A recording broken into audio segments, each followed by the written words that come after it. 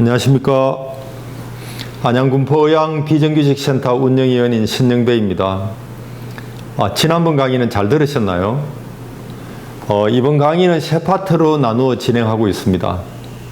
첫 번째 시간에는 아파트 경비노동자 실태 분석 결과와 최근 법제도 개선 노력 움직임에 대해서 말씀드렸고, 두 번째 시간에는 경비노동자 인권보호 법률 내용과 겸직업무 법제화 및 최근 핫 이슈가 되고 있는 감시단속 근로 쟁점에 대해 말씀드렸습니다. 마지막인 이번 세 번째 시간에는 휴게시간, 부당해고, 산재보상 등 노무 리스크 관리와 노동자협회 출범과 상생협약에 대해 말씀드리겠습니다. 이번 강의도 마음을 활짝 열고 들어주시면 고맙겠습니다. 여러분 아파트 노동자의 휴게시설은 넓고 편의시설이 많고 쾌적합니까? 휴게시설 관련법을 보면 50세대 이상 주택에는 휴게시설 설치가 의무화되어 있습니다. 원청업체는 수급인 노동자에게 휴게시설을 제공할 의무가 있다고 규정하고 있습니다. 그러나 법에는 휴게시설 세부 기준은 없거나 미흡한 편입니다. 그리고 근로기준법 제50조에는 근로시간이란 근로자가 사용자의 지휘감독 아래 근로를 제공하는 시간을 말한다고 규정되어 있습니다.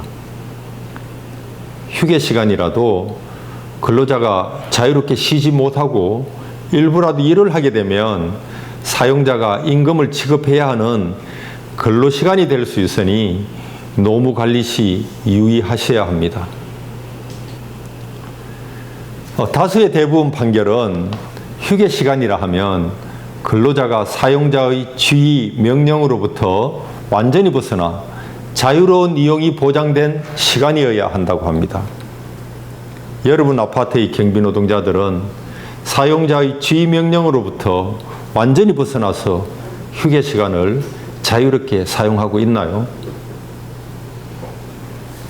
대법원이 휴게시간을 근로시간으로 보고 임금 지급을 판결한 이유를 살펴보면 휴게시설이 좁고 열악한 경우, 초소에서 불을 켜고 경비복 입고 쪽잠을 자는 경우, 외출 시 관리사무소에 승인이 필요한 경우, 휴게시간을 입주민에게 충분히 공지되도록 동네에 게시하는 등 조치를 하지 않은 경우,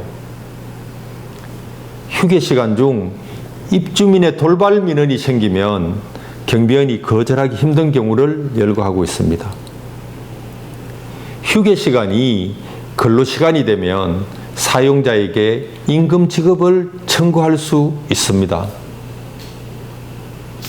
서울 압구정 현대아파트 경비노동자들이 위와 같은 사유로 휴게시간에 대한 임금 지급을 청구하는 소송을 입주자 대표회의에게 제기를 했습니다. 그 재판 결과가 올해 3월에 나왔는데요.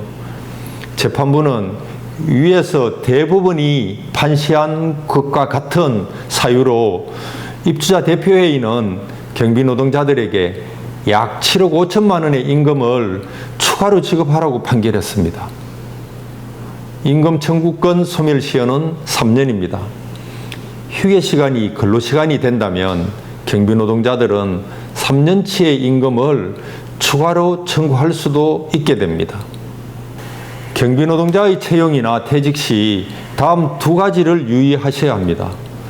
그렇지 않으면 부당해고가 되거나 형사처벌 대상이 될 수도 있습니다. 먼저 근로계약 갱신 기대권입니다. 경비노동자의 근로계약 기간이 종료되더라도 만약 해당 아파트에 특별한 사정이 없으면 근로계약이 계속 갱신되어 간행이 있다면 근로계약이 종료되더라도 경비노동자에게 근로계약 갱신 기대권이 있다는 것이 대법원 판례입니다. 근로계약 갱신 기대권에 반하여 근로계약을 종료시키는 것은 불법 해고가 될 수 있습니다. 그 다음은 고령자 연령 차별 금지법입니다. 만 55세 이상 고령 노동자를 단지 연령이 많다는 이유로 채용이나 임금이나 복리후생이나 해고에 있어서 차별을 한다면 이는 고령자 연령 차별법 위반이 됩니다. 단지 나이가 많다는 이유만으로 이러한 인사상 차별을 하면 경비노동자는 국가인권위에 제소할 수 있고 관리 주체는 형사처벌 대상이 될 수도 있습니다. 올해 초 안양 메가트리 아파트에 낙찰된 한 용역업체가 70세 이상을 채용하지 않겠다는 방침을 영업문서에 표시했다가 노동자협회가 이 영업문서를 입수하여 고령자 연령 차별 금지법 위반이라고 이의 제기를 했습니다.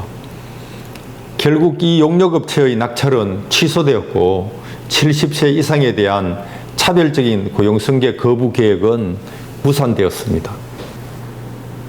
산재보상은 노동자의 노동환경과 종사기간에 비추어 보아서 노동자의 업무와 상해 질병 사이에 의학적 상당 인과관계가 인정되면 보상받을 수 있습니다.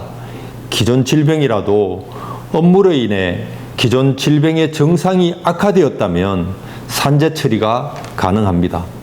또 통상적인 출퇴근 경로로 출퇴근 중 상해를 당해도 산재 보상을 받을 수 있습니다.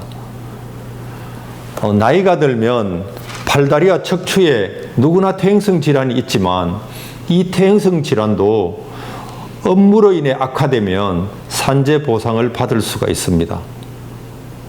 경비 업무와 관련하여 무리한 자세나 동작을 장기간 반복한 결과로 퇴행성 질환의 증상이 새로 생기거나 기존의 퇴행성 질환을 더 악화시키면 산재 보상을 받을 수 있습니다. 또 갑질 폭언으로 인한 스트레스와 우울증도 산재 보상을 받을 수가 있습니다. 지난해 군포에서 발생한 유치원장의 갑질로 정신과 치료를 받은 경비노동자가 저희 센터의 도움으로 산재 처리를 받은 바 있습니다. 경비원의 뇌혈관 심장질환도 24시간 교대 근무제와 휴게 보장이 미흡한 상황이 장기화된 것을 입증하면 산재 보상의 대상이 될 수 있습니다. 산재 처리는 업무의 연관성만 있으면 되고 경비노동자의 본인의 과실이나 본인의 지병과 무관하게 업무 연관성만 입증하면 전액 보상받을 수 있습니다. 산재보상 청구권 소멸시효는 3년입니다. 경비노동자가 퇴직한 이후에도 산재보상 청구가 가능합니다. 아파트 경비노동자는 필수노동자입니다. 경비관리 서비스 질을 높이고 경비노동자의 고용안정을 기하기 위해서 3에서 6개월 초단기 계약을 없애는 제도 개선이 필요합니다. 또 아파트라는 직장은 특수해서 경비 용역 회사가 바뀌더라도 경비노동자의 근무 장소, 근무 시설, 근무 방식이 바뀌는 건 거의 없습니다. 용역 계약서상 회사 이름만 바뀔 뿐입니다.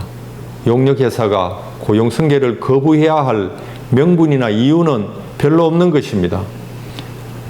경비 용역 회사가 바뀌더라도 고용 승계를 의무화하는 제도 개선이 꼭 필요합니다. 또 아파트는 우리 국민 75% 이상이 살고 있는 곳입니다. 아파트 관리는 공공성이 높은 분야입니다. 공공위탁관리 제도를 도입할 필요가 있고 주택관리공사에서 시범 실시하면 될 것입니다. 또 고용안정을 위해서 입주자 대표회의와 고용안정 상생협약을 추진하고 고령자 고용 시에는 정부가 일자리 안전 지원금을 지원하는 것이 좋은 방법이 될 것입니다. 앞에서 설명드린 것처럼 작년과 올해 아파트 경비 노동자의 인권과 노동환경 개선을 위한 많은 변화들이 있었습니다. 정부와 지자체들이 앞다투어 경비 노동자 보호를 위한 법 제도를 제정하고 있습니다.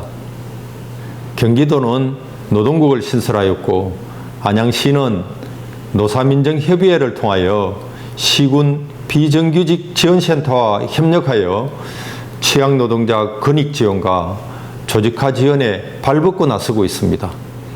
경기도는 노동자 근익보호센터를 신설하여 무료 노동 상담을 하고 있고 무료 마을 노무사를 지역에 배치하여 무료 법률 지원을 하고 있습니다. 작년 안양 군포의안 과천 지역을 중심으로 하는 경기 중부 아파트 노동자 협회가 출범하여 협회 차원에서 경비 노동자 분쟁 해결을 위해 조직적으로 지원하고 시민단체와 연대하여 대응하고 있습니다. 그동안 경비 노동자의 법적 권리 찾기가 수면 아래에서 수면 위로 올라와 본격적으로 시작되었습니다. 입주자 대표회의도 이러한 법 제도적 환경 변화를 숙지하고 사전적으로 대비할 필요가 있습니다. 그동안 주장되어 오지 않았다고 소홀히 하지 말고 법률과 대부분 판례에 비추어 발생될 수 있는 노무 관리 리스크를 줄여나갈 필요가 있습니다. 야간 경비 축소 근무제도 개편, 휴게 시간 공지와 자유로운 사용, 휴게 시설 개선을 추진하는 것은 임금 관련 노무 리스크를 감소시켜 나가게 될 것입니다. 근로계약 갱신 기대권, 고령자 연령 차별 금지법, 파견법을 숙지하여 평소에 법 위반이 없도록 하는 것도 중요할 것입니다. 앞에서 경비노동자 관련 쟁점과 논란의 요지와 변화된 법제도 환경에 대해 여러 가지 말씀을 드렸지만 경비노동자의 권익을 정진하고 고용 안정을 이루는 가장 좋은 길은 상생협약입니다. 경비노동자들은 인권보호와 고용 안정을 원하고 있고 입주민들은 관리비 인상 없이 내 아파트에 적합한 경비관리 서비스를 받기를 원합니다. 인권보호와 고용 안정과 관리비 현상 유지를 동시에 실현하는 것은 가능한 일입니다. 상생협약은 현실을 법제도에 맞게 바꾸어 나가는 가장 효과적인 방법입니다. 상생협약을 통하여 아파트 단지별로 실태조사를 하고 입주민과 노동자의 의견을 수렴하여 최적의 상생 대안을 만들어 나갈 수 있습니다. 상생협약을 통하여 경비노동자는 입주민에게 최상의 서비스 제공을 약속하고 입주민들은 경비노동자의 인권과 권익을 보호할 수 있는 교육을 받고 법 규정을 준수하게 될 것입니다. 또 이러한 상생협약을 통하여 지자체는 경비노동자의 노동환경을 개선하기 위한 기본시설 개선과 고용 안정을 지원할 수 있는 예산을 수립할 수 있을 것입니다. 입주자 대표 여러분의 관심과 노력으로 상생의 공동체 문화가 살아있는 좋은 아파트를 만들어 갈 수 있을 거라고 믿습니다. 여러분의 건강을 빌며 3번에 걸친 강의를 모두 마칩니다. 오랫동안 경청해 주셔서 정말 고맙습니다.